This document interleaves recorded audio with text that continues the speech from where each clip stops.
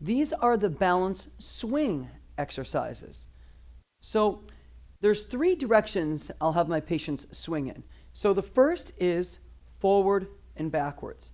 Now, if I'm in line with my support here, which would be my kitchen sink or this railing right here, whatever leg I stand on, I want the support of the hand to be on the opposite side. So for the swinging leg right now, you can see it's on the inside. And the reason for that is bad movement is where people lean toward the stance leg. So we talk about that in the good form walking video and in the single leg stance video.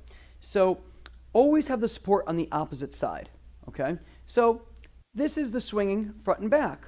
We can also do the exercise by swinging side to side. And the last direction would be in a circular motion like this. All right. Now, if you notice in all of these, I'm having minimal movement of the pelvis. All right. So to make the exercise harder for each of those, I can actually allow my pelvis to move some.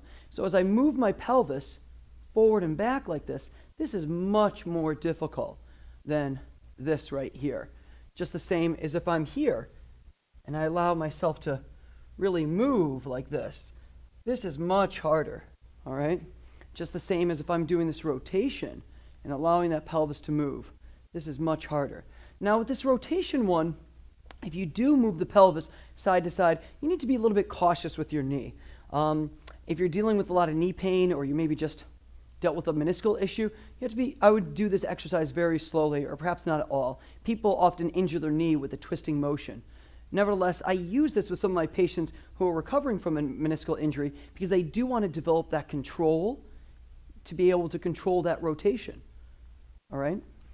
If I want to make these exercises even harder, not only do I move the pelvis, I really allow that head to move as well. So for this direction, as I move my pelvis, my head has to move. As I go side to side like this, my head has to move.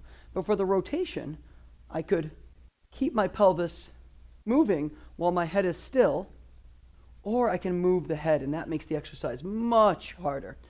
So for any one of those swings, I usually have my patients do 10 times in each direction, twice.